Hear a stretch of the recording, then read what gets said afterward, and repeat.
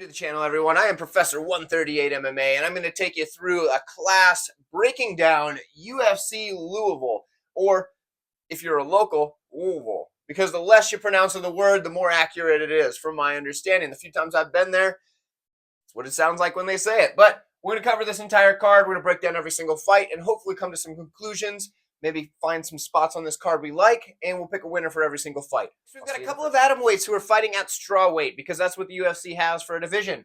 We have Rayanne taking on Puja Tomar. Tomar making her UFC debut. She is 4-1 in her last 5. Amanda should be 4-1 in her last 5, but on paper she's 3-2. She won her last fight. I don't care what anybody says. Those judges are wrong.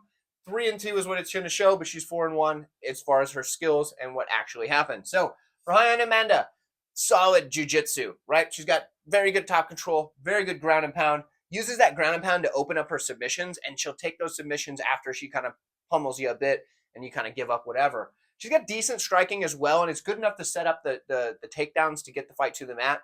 Good volume, good movement on the feet. And if you've been around the channel a while and maybe you were subscribed to the Patreon when Rayanne was fighting for the Invicta Championship as like a plus 240 underdog, we picked her and got that one in. I got a soft spot for Amanda. So she's done us well in the past. I like the girl. I think she got ripped off in her last fight. But enough of that. Let's move on. Puja Tomar. Like I said, she's 4-1 in her last 5, and that comes from her striking. She's got good forward pressure. She's got good leg kicks, and she's got good combinations where she can put her punches and kicks together extremely well. On the feet, she's going to be the better fighter. Problem is, her grappling isn't there. She has bad takedown defense, and I don't think that she's going to be able to stop the takedowns of Amanda. And I think Amanda's going to be good enough on the feet to at least not just get run through. So we got to go with Rayanne in this one. I think she gets it done. I think there should be a UFC atomweight division. Let me know if you agree. I love the atomweights. I think that Invicta has something special with that, and I'm looking forward to their card on June 28th.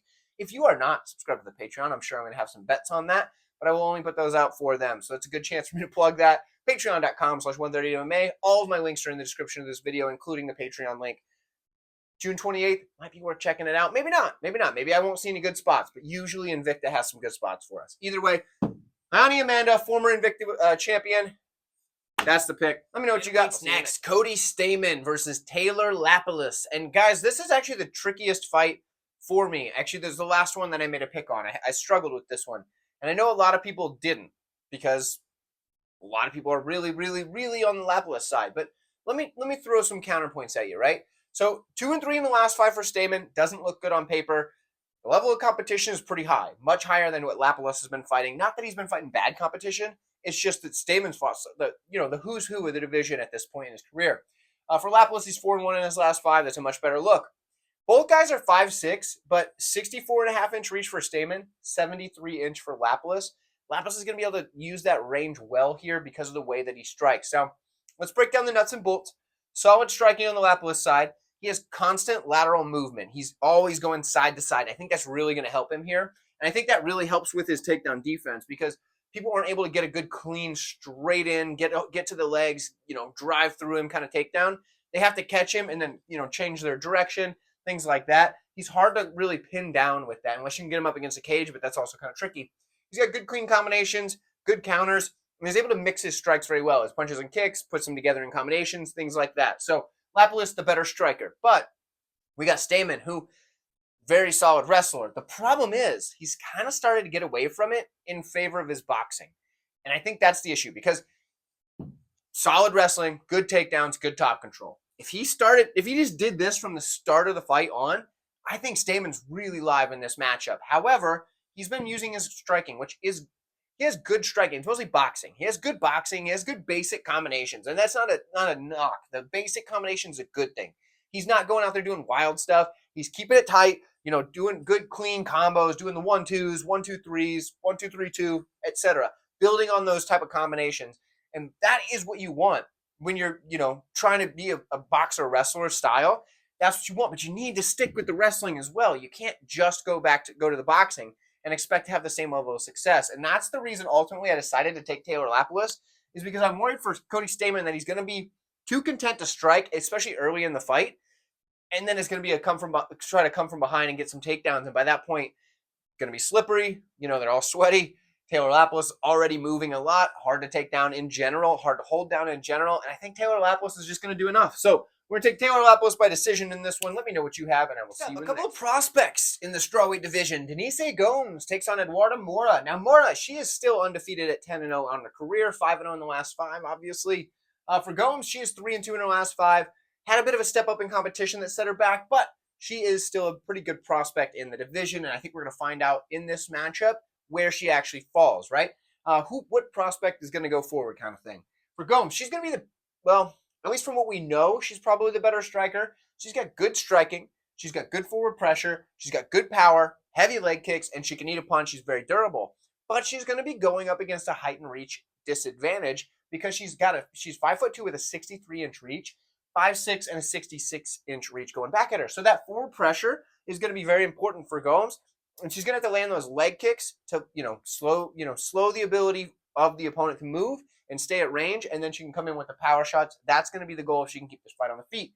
In the grappling, she has decent takedowns offensively, but she can be held down, and that could be a problem for her here because Moura, although in the striking, we don't really know much because we've seen a couple of straight punches, but other than that, she's a good grappler who wastes zero time looking for the takedown. She goes in there, much like Jailton Almeida, and just gets the takedown immediately, or at least that's what she tries to do immediately, and it seems to work out so far for her. There isn't a ton of available regional footage for her early career, so the few fights we did get to see, a lot of it comes down to kind of, what have we seen so far at close to the UFC level, Contender Series, UFC, whatever, and that's kind of where we get a lot of this information, but there is a little bit on the regional scene, just not a ton. She does have great control, looks for the finish. She's got excellent ground and pound with just those nasty elbows. Honestly, I think Moura's getting it done. I think the fact that she's able to just go right in and start looking for takedowns immediately is what's going to get it done for her. I think she's going to have the pressure on top, the finishing ability, and even though Gomes is very durable, even if for Moura she isn't able to get the finish, I think she's going to do enough early on that she'll win on the scorecards, even if she does have maybe a shaky third round by putting too much out there, as long as she doesn't get finished. Let me know what you guys think. I'd love to hear from you. I'll see you in the comments down below. Find ourselves at bantamweight here, folks, where Daniel Marcos takes on John Castaneda. Castaneda is 4-1 in his last 5, 4-0 and a no contest for Daniel Marcos, the undefeated fighter. He's still got that 15-0 record overall, the no contest as well, I guess. So 15-0 and a no contest. Here we go. Castaneda, probably the biggest test, I would say, for Marcos at this point in his career. Maybe Davey Grant, but Davey Grant's kind of on the older side. A lot of people thought Marcos lost that one. It was a close fight either way. But Castaneda, pretty good test, right? 21-6 on the career. The guy's a pretty good veteran at this point. I mean, guys had, 27 fights? Big step up, big test for a guy like Marcos. Let's see how this shakes out. John Castaneda, he's a good striker. He's got good forward pressure, and he uses a very wild style and can put out volume to keep up with just about anybody. Now, he has had fights where he's used less volume. He's had fights where he didn't really throw a whole lot. But in the moments when he needs it, he can put out a ton of volume. In fact, in his last fight, dude put out just an astronomical amount of volume. So John Castaneda, darn good fighter, big test, good striker, good wrestling. I think this is what he's going to want to get going if he wants to win this fight. Dude's got good takedowns that come mid-striking exchange. So the reason that's important is because we're going to start in the striking range, and that's what Marcos wants to do. So for Castaneda to be able to go in his striking exchanges and then just boom, drop, change levels, get that takedown, that's what he's going to need to be able to do because we're going to have to see him test Marcos in areas that Marcos doesn't want to just keep the fight, right? He's got to mix things up a little bit. He does have very good scrambles, and he can keep a high pace, kind of like I mentioned with the volume. Keeps a very high pace and makes people work. Now, for the Marcos side, the dude is probably going to be the better striker, and I don't think that's crazy to say.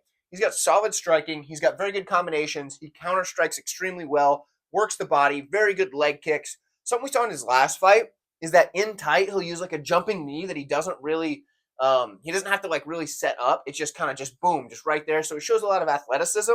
What it also shows is that he's got a style where he can kind of mix whatever kind of strikes he needs and just kind of put them in places that are not expected. You don't expect a jumping knee to come in in tight, in the pocket boxing range a lot of the time because a lot of people need more space to create that lift.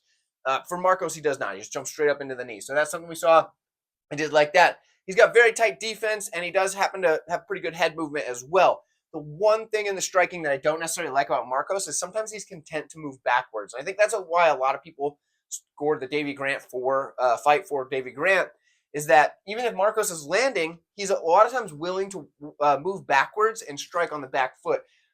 Yes, he can be successful there, but it's not something you want to do over the course of a fight. That could be a problem for him with the forward pressure that we see here from John Castaneda. That could be an issue for him. He does have very good takedown defense, though, so it'll be interesting to see if Castaneda is able to get the takedowns. And if he is he able to control Marcos? Marcos has shown pretty good counter wrestling at this point in his career. So when I look at this fight, for me, it comes down to the fact that I think that Daniel Marcos is just going to be a far better striker, and I think he's going to be able to land more damaging shots, going to be able to put the counters where he needs them to slow down the momentum of Castaneda, and I think Daniel Marcos is going to get this one done. So we're taking Daniel Marcos. Let me know what you have. And women's flyweight matchup here. Andrea Lee takes on Montana De La Rosa. Both of these ladies with only one win in their last 5 fights, so you've got to assume this is kind of a loser leaves town sort of deal. Montana De La Rosa 1-3-1 in her last 5, 1-4 in Andrea Lee's last 5. Now, for Montana De La Rosa, she's only 29, so if she happens to lose this and does get booted, there is a chance she comes back to the UFC down the road. She's still kind of at that stage of her career where she's not quite at her prime yet. Could be still kind of improving. Andrea Lee, on the other hand, 35. Not necessarily in the flyweight division, in the women's flyweight division that is. That's not necessarily the end of your career because women seem to age better than men, especially at the flyweight division. So at 35, she's still got a couple of good years left in her for fighting. And, it's good for her if she can stick around. But if she leaves, I don't see her making it back. So for Andrea Lee, there's a lot on the line here. Same for De La Rosa, but probably more on the Lee side. Let's break down the skills here. Well, actually, first, let's break down how crazy this is. 12-9-1. So they 13-9. So they've had the exact same number of fights, exact same number of losses. Basically, if this draw was a win for De La Rosa, they'd have the exact same record. That's really close. So whoever match made this fight was just like, let's see who has the closest record, and let's just put them together. At least, it's what it looks like to me. But either way, this is a rematch. Lee won the first one, so we'll see how this shakes out. For Montana De La Rosa, she's a good wrestler. And if she sticks to a wrestling-heavy game plan in this one, I think that is her best path to victory. She's got good takedowns and pretty good top control. Her striking is decent, and she has a good one too, but her defense on the feet is a little bit shaky. Here's the problem. De La Rosa seems to have started to really enjoy the striking aspect and tends to not kind of go to her wrestling right away, as she may have at one point in her career.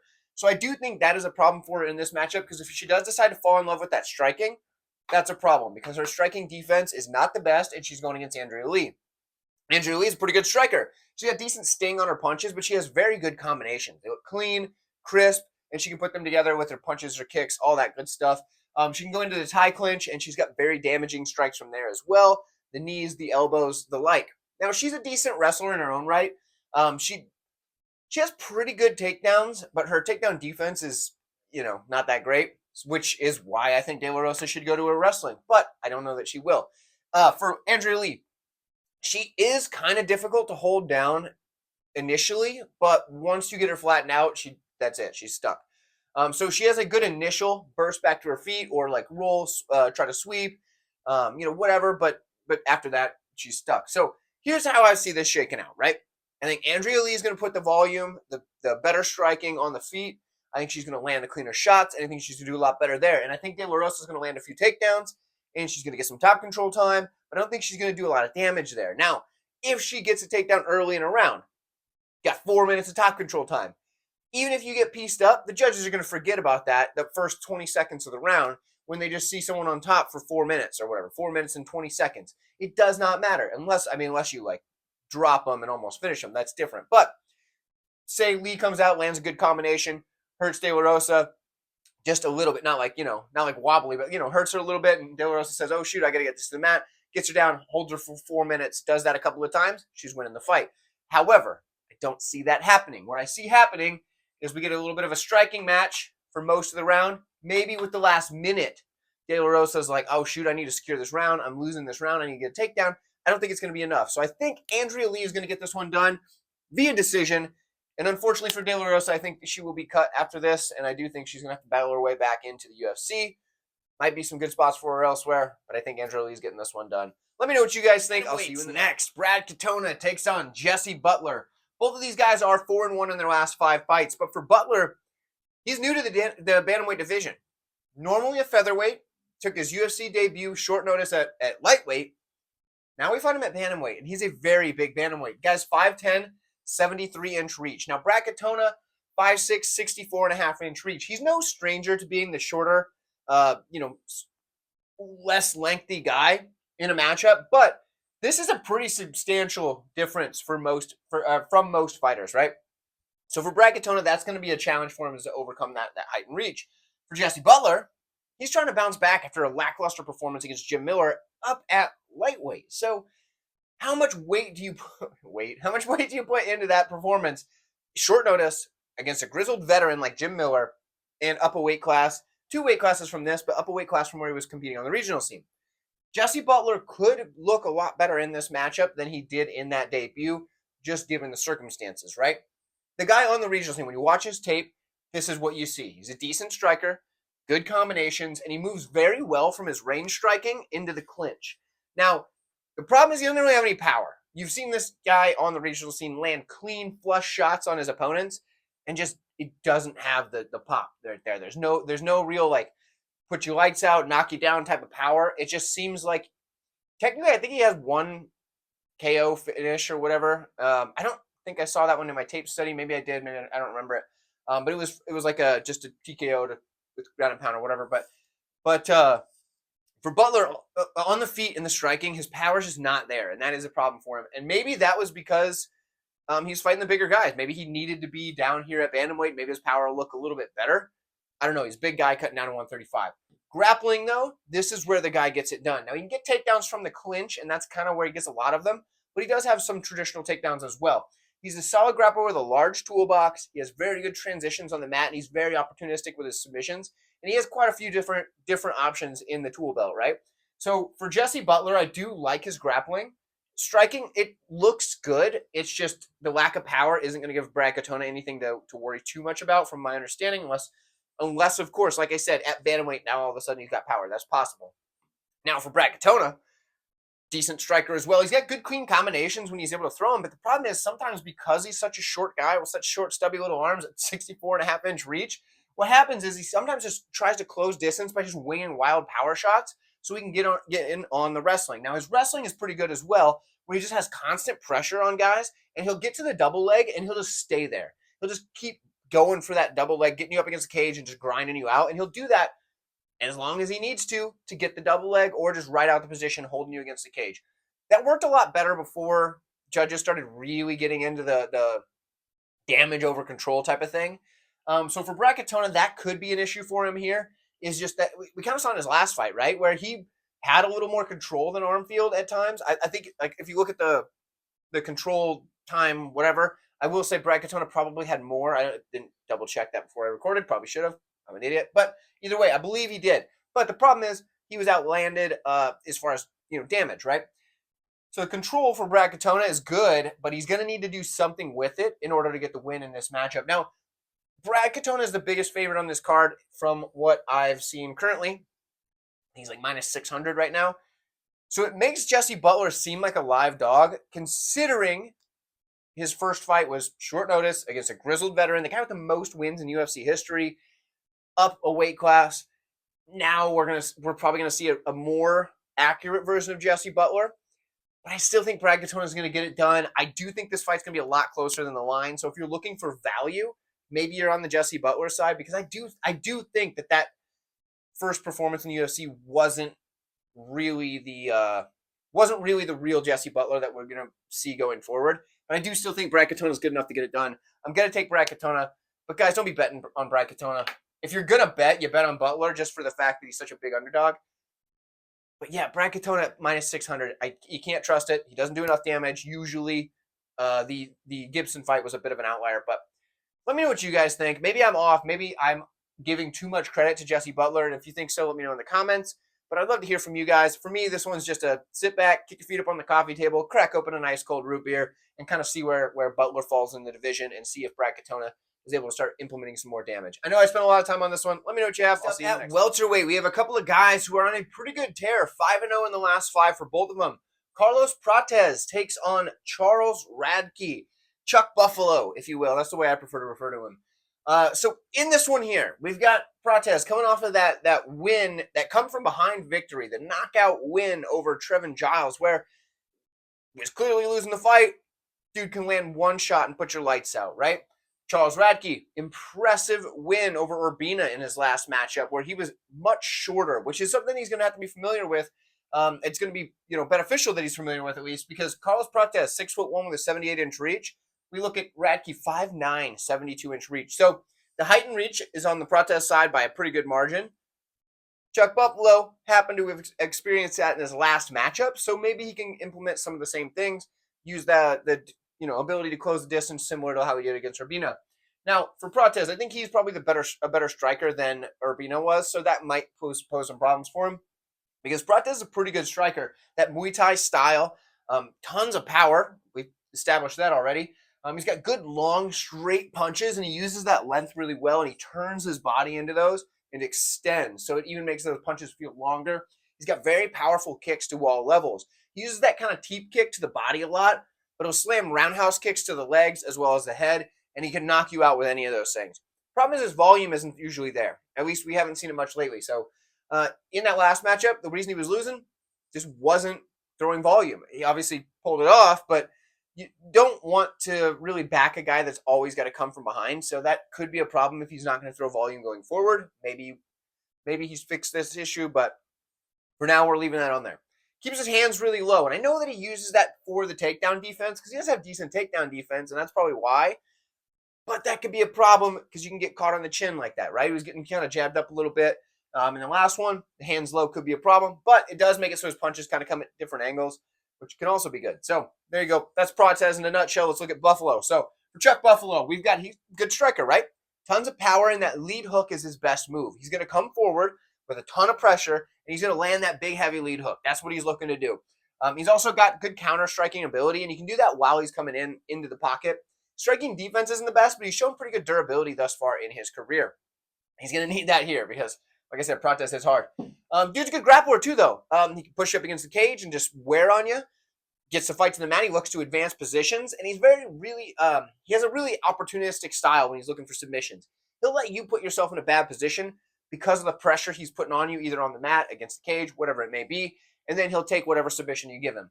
Ultimately, for me, give me Chuck Buffalo.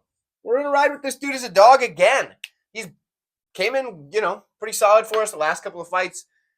We've backed him on the channel. We're taking him again. I think he's going to have more volume. I think he's going to be able to pressure Prates. Maybe he gets cracked by the first big shot that Prates lands, but I think he can eat one or two, and I think he's going to realize that that's not a viable strategy to eat those shots, and then he's going to just wear on Prates in the cage push, beat him up there, dirty box him against the cage, make this a boring fight for a little while, and then he can start landing later in the fight. So I'm taking Chuck Buffalo. Let me know what you have. And lightweight, we have Ludovit Klein taking on Thiago Moises. For Klein, 4-0 and a draw in his last 5 fights, 3-2 for Moises. Now, in this one here, right, we've got Ludovit Klein. He's now kind of establishing himself at lightweight as opposed to featherweight. Dude's come in looking pretty good lately. No losses in the last 5 fights. He's taking on a guy in Thiago Moises who is, maybe 3-2, not quite as good as 4-0 and a draw, but he's fought a lot higher level competition. I mean, Moises has fought the champion of the division. I mean, Islam Makhachev, he's fought some of the better guys in the division. So it's going to be kind of a step up for Ludovit Klein in this one as far as level of competition.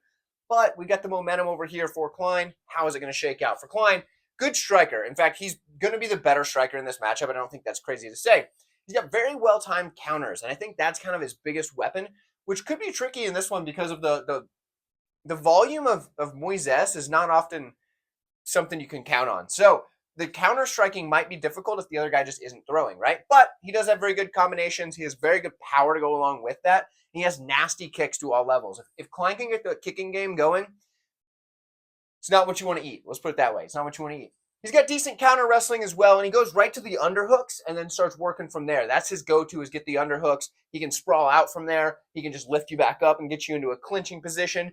That's kind of what he uses to prevent the takedowns.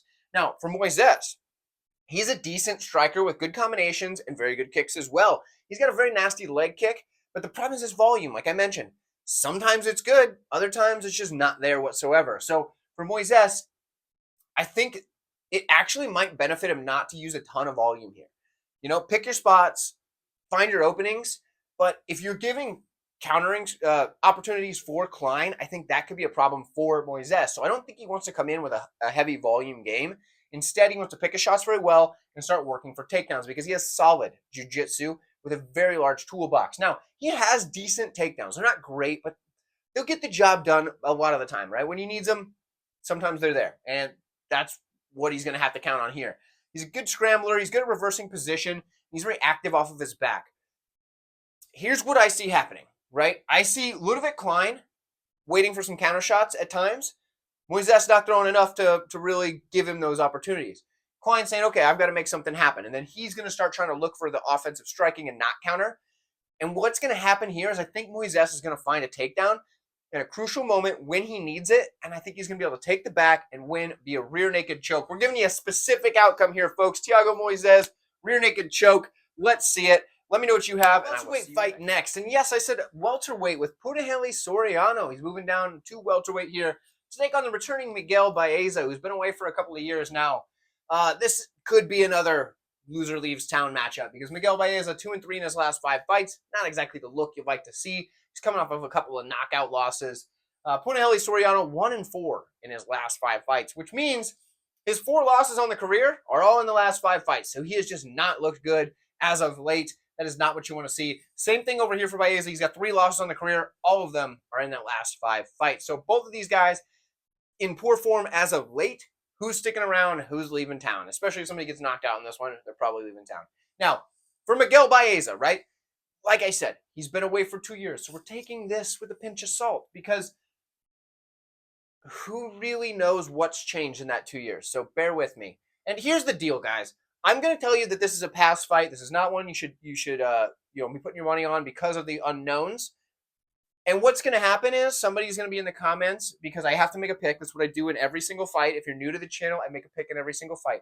Someone in the comments is going to pick it out and they're going to just go to battle with me over they're going to say the person that I picked against is going to win. They're going to just go to battle with me on it, right?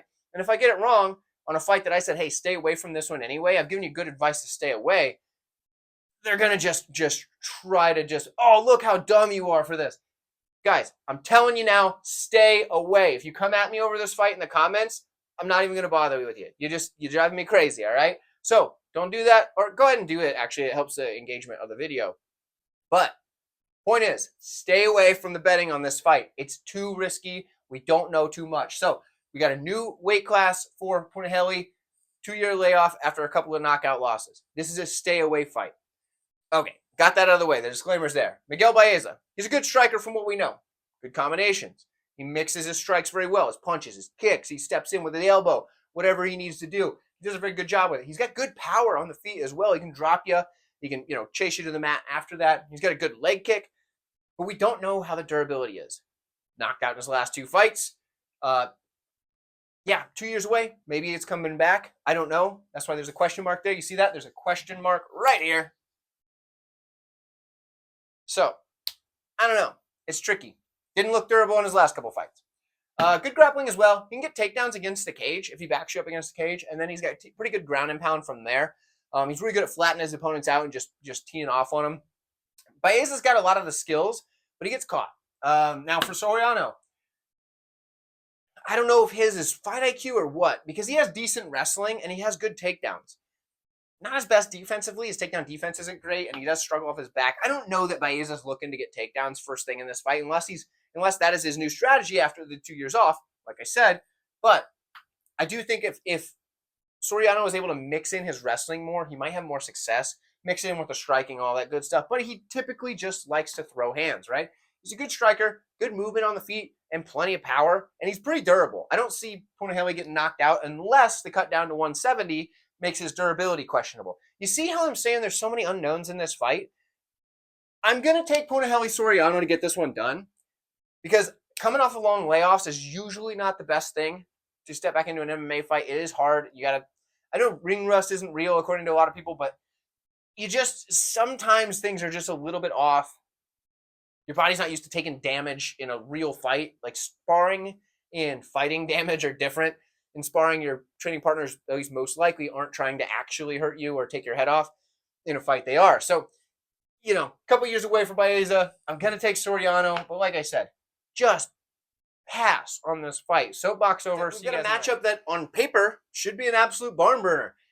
Reese takes on Julian Marquez in the middleweight division. For Marquez, he's 2-3 in his last 5, and we haven't seen him for quite some time.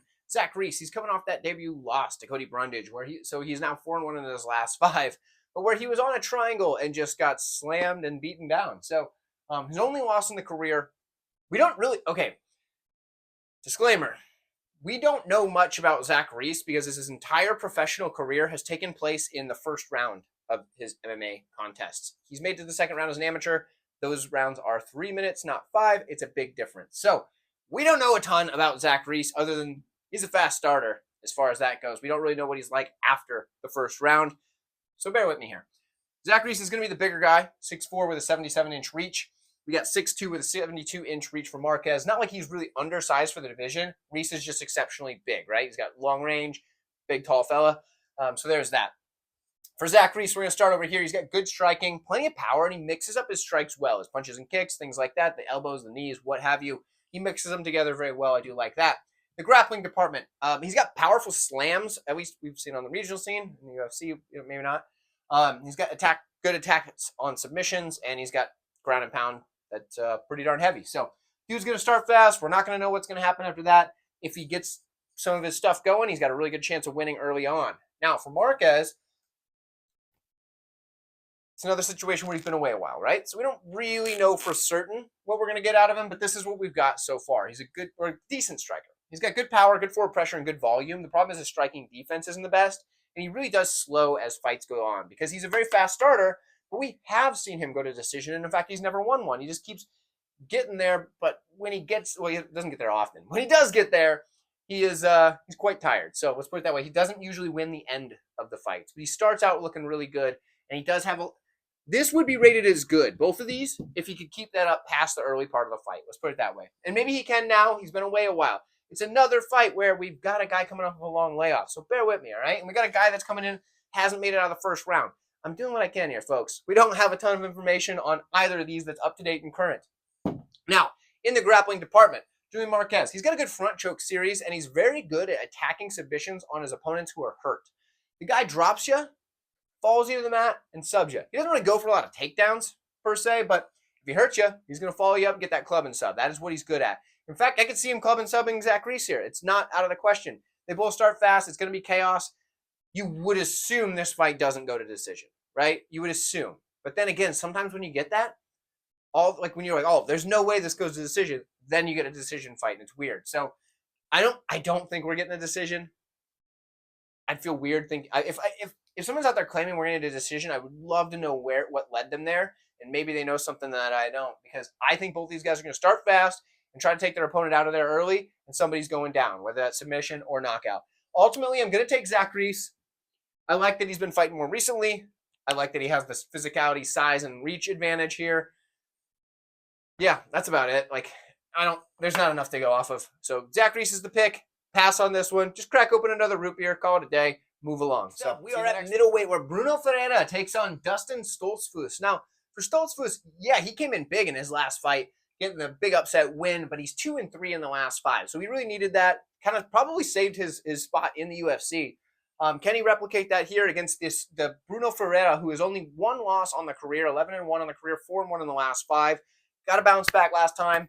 Put down Phil Hawes, sent him out of the UFC. So maybe he does that here to Stoltzfus. I don't think so. I think he's okay after that win in the last one. It's an interesting fight because everybody was very down on Dustin Stoltzfus. And, there was a couple people picking him in that last fight. Don't get me wrong. Shout out to them. Couch Warrior was one, I believe. But he got the win, did a good job, secured it, and, looked better than a lot of people thought he was going to look. On the other hand, Ferreira, yeah, he got the win in the last one. We kind of knew that. But there was a lot of people who were really big on him and expected him to just destroy Roziboyev. He got dropped, put out, Ruziboyev got the win early, easy. And his Ferreira's stock dropped quite a bit after that loss. So it's kind of a thing where this guy, Bruno Ferreira, was way on the rise up. People were like, man, this guy put out RoboCop, no problem. And then he just kind of took a big drop back because he got knocked out in the first round. Now, Stoltzfus, people were never really big on him, right? They were kind of like, nah, he's not that good, this, that, and the other. And then he pulls off a win as a big underdog, or a pretty decent sized underdog anyway. And then people kind of really elevated him up, maybe more than they should have. And I really think that in this matchup here, there's a lot of people on the Stoltzfus side because of that last matchup. And I understand why. Because for Stoltzfus, dude is a good grappler. He's a very good grappler. Large toolbox. I put the slams on there, honestly, just because of the Contender Series. We don't really see him do a ton of slams, but I always put that on there because, by golly, he's got to win via slam. So we're going to put it on there. But he's got very good sweeps, and he's very good at attacking submissions. And if he does win, it's probably via submission in this matchup.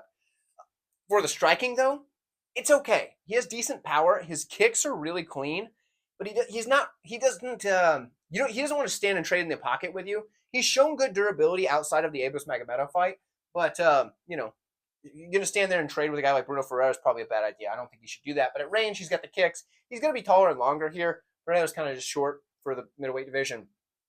But for Bruno Ferreira, who Stoltzfus is now matched up with, he's got good power, just good striking in general. He feints very well, and that's something he doesn't get enough credit for. He can fight out of either stance, and something that is really impressive because he's typically the shorter guy, he's able to dart in and out of the pocket extremely well.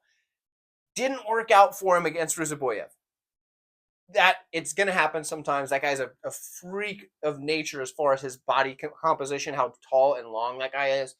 He's like 6'5". So for Bruno Ferreira being like 5'10" or something like that, it happens. He got caught. In the grappling, he's pretty good there as well. We've seen him, use some good transitions, scrambles, things like that. But his nasty ground and pound is the thing that's going to get it done for him in most cases on the ground. Here's the deal. I understand Dustin Stoltzfus is live for a submission because that is his bread and butter. If he gets this fight to the mat, he does have a chance. But I think Bruno Ferreira is going to be just too much for him on the feet. And I think Bruno Ferreira's physicality, aggressiveness, and just overall ability to make this fight ugly is going to get him the win. I think Bruno Ferreira gets this one done. I think the reason a lot of people are thinking Stoltzfus is a really big underdog here that we could get behind is because he kind of over-delivered as an underdog in the past. So I'm taking Bruno Ferreira. I'm not going to overthink it, and that's where we're at. Let me know what you guys have. Bantamweight in a match that is rescheduled. It was supposed to be at UFC Mexico. Here we are getting it in Louisville. We got Ricky Turcios, 3-2 in his last 5. He's taking on Raul Rosas Jr., 4-1 in his last 5. So, like I said, this matchup was scheduled to take place. Rosas pulled out day of the fight, messing up everybody's DraftKings lineup, so that was a shame.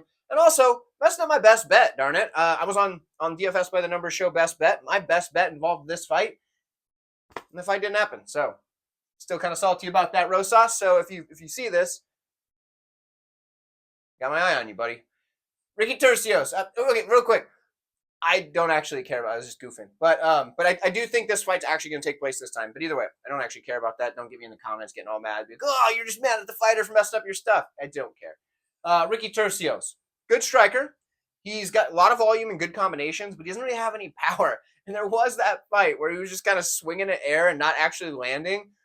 But I don't think that's the normal Ricky Turcios. I think he's got good combinations, good volume, but just the power really isn't there. He's not knocking anybody out, right?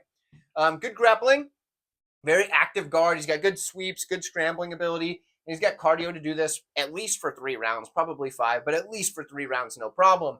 He does get taken down quite a bit, but he is, like I said, his active guard, sweeps, scrambles, all that stuff make it so it's really hard just to control, okay? For Rosas, he's more of the grappling-heavy approach here as opposed to the well-rounded approach from Turcios. For Raul Rosas, solid grappler with good takedown volume. He's going to shoot takedowns until he can get you down. He's going to aggressively attack submissions from there. He's got slick transitions to take the back, take mount, whatever it may be. But he's very much submission over position, which usually isn't something I'm a big fan of.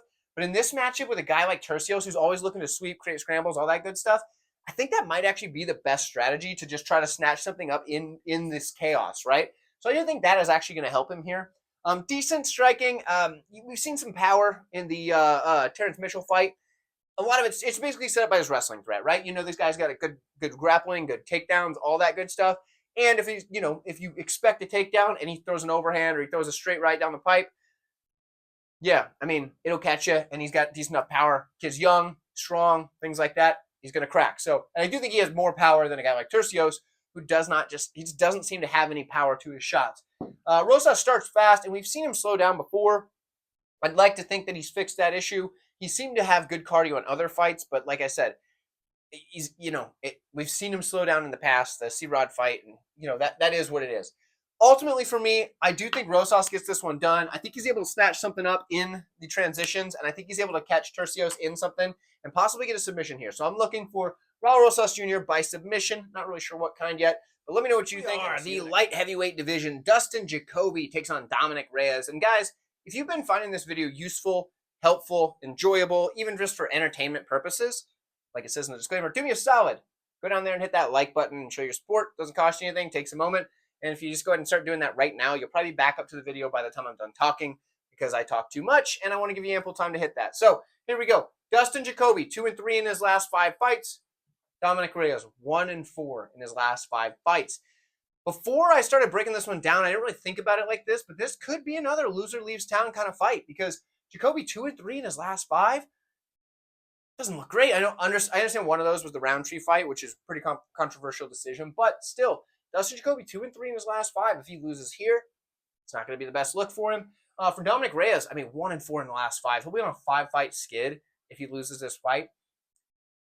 It's a tragic story, right? The guy goes 12-0, gets all the way to John Jones, and then just never bounces back after that. And I understand he's fought some good competition outside of maybe the Ryan Spann. Not that Ryan Spann's bad, it's just that, like, compared to the other guys that he was fighting, Ryan Spann's is probably a step beneath them by a decent amount. Like when you're talking John Jones, Yuri Prohashka, Jan Blachowicz, you know what I mean? So the Ryan Spann one was like, oh, okay, Dominic Reyes isn't looking that good anymore. And it's weird because the guy looked so good on the way up. And now here he is, 1-4 in his last 5, 4-fight skid, and just hasn't looked good. He's been knocked out in his last 3 fights, and not just knocked out, like pretty bad. So for Dustin Jacoby, let's start over here with the skills. Let's break down the nuts and bolts, shall we? Dude's a high-level kickboxer, tons of volume, very technically sound, good leg kick, and he's a very good counter striker. He can be the one to go first, or he can counter strike, and he does a great job with either of them. He's very, very skilled there. Good takedown defense, more of a counter wrestling style, where he'll stuff the takedown and then start going right into striking before you even get back to your feet, really. So when he stuffs your takedowns, he's coming at you and landing shots as you're trying to get back up. Love to see that. And a lot of those high-level kickboxers are able to do stuff like that, where they stuff the takedown and then start landing strikes as you're trying to get back up. So Dustin Jacoby has that there. On the other side, Dominic Reyes.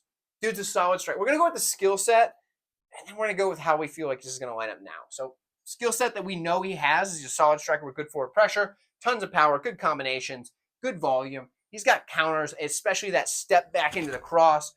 Beautiful shot. Durability. I'm going to write this down right now. Big red flag. And don't come at me saying that, oh, no, there's no durability concerns. Dude's been brutally knocked out in his last 3 fights. There's a durability concern. It is what it is. He's also had a lot of injuries lately. He had, like, blood clots in his legs, and he said he's thankful that, like, I don't know if it was his coaches or the, like, PT or something like that. Somebody noticed the blood clots, and it could have killed him. It was like, could have had, like, a stroke or something like that. You know what I mean? So the dude has had some rough health concerns, not just at the cause of being knocked out, but also just outside of the cage. So the durability is a big question mark. Don't argue with me that in the comments, all right? Decent grappling. He's got good ground and pound as well. If he gets on top, he's going to start looking to end the fight. Honestly, skill for skill, I think these guys match up really well. The problem is I just don't know where Dominic Reyes is at in his career. If he loses this fight, I think he gets cut. And if he gets cut, does he continue fighting? Does he go to the PFL? Does he go to what does he do? Does he go to LFA? Like where does Dominic Reyes go from here if he loses this fight? Is this kind of an all or nothing fight for him? For Jacoby, it could be. It could be the loser leaves town. Like I said, 2-3 in the last 5. Losing to a guy like Dominic Reyes, who's 1-4 in his last 5, isn't the best look either. Maybe we see the Dominic Reyes of old. But honestly, I got to go with Dustin Jacoby. I think Dustin Jacoby gets it done. I think he's probably going to be able to hurt Dominic Reyes on the feet. And I think that's it. I think he's going to be able to put him down. So let me know what you guys think, and I'll see you in the next time. Middleweight main event here with some decent title implications, if you ask me. We have Nasruddin Imavov taking on Jared Cannonier. For Cannonier, he's 4-1 in his last 5 fights, with his most impressive performance being that Vettori fight in his last one, where he set a record for strikes landed in the middleweight division. That was a very impressive performance for Cannonier. For Imavov, 3-1 and a no contest in his last 5. No contest being after a headbutt. It is what it is. 28 years old for the Imavov side. He's a much younger fighter here. He should still be improving, developing each fight. He's going against a 40-year-old Cannonier, and that strikes me as odd every time I see that because he doesn't seem 40. When he fights, he still seems youthful. He doesn't seem like he's, getting up there in age or anything. So I don't know, fountain of youth for Cannonier, so works for him there. For Imavov, dude is a solid striker with good footwork. He moves in and out really well. Just kind of is able to counter strike while he's doing so. He's extremely accurate. He does keep his hands low, which could be a problem, but he uses that for the takedown defense, right? Because he's not very good off of his back. That is a problem for Imavov. But offensively, he can grapple all right. He can mix in the takedowns, and he's got good ground and pound as well. He is a dirty fighter. Don't care what you say. Dude's a dirty fighter. Saw it in the Delidze fight, Chris Curtis fight. He's kind of a dirty fighter. So that may be a benefit for him because referees don't seem to penalize you for cheating. So, that could help him out quite a bit here. On the other side, Cannonier, solid striker, plenty of power, obviously volume. He just set the record for it. But he can also be extremely patient. So he's able to pick his shots when he needs to, but he can also put out that volume when he needs to. Very good there. Good leg kick as well, but he's got good striking defense, and I think that helps him out quite a bit in this matchup because he's going against a very accurate striker. So we're going to see how that goes. Is the accurate striker going to be able to land on the guy with the good defense, or is the defensive fighter going to be able to block, get out of the way of shots, and land his own volume? In the grappling, takedown defense is a bit shaky, but he does work back to his feet fairly quickly. He's got good submission defense as well. Ultimately, in this one, it's tough because of the 40-year-old nature of aging that Cannonier is facing. But I think he's the far better fighter, and I think the longer the fight goes, the more it's going to favor Cannonier. He's obviously got cardio for days, as we saw that in the Vettori fight. I gotta take Cannonier. I think he's better overall. Could Imavov win? Absolutely. But I think Cannonier's got the power, the volume, the experience in 5-round fights, the overall better MMA game for 5 rounds. I think he's going to get this one done.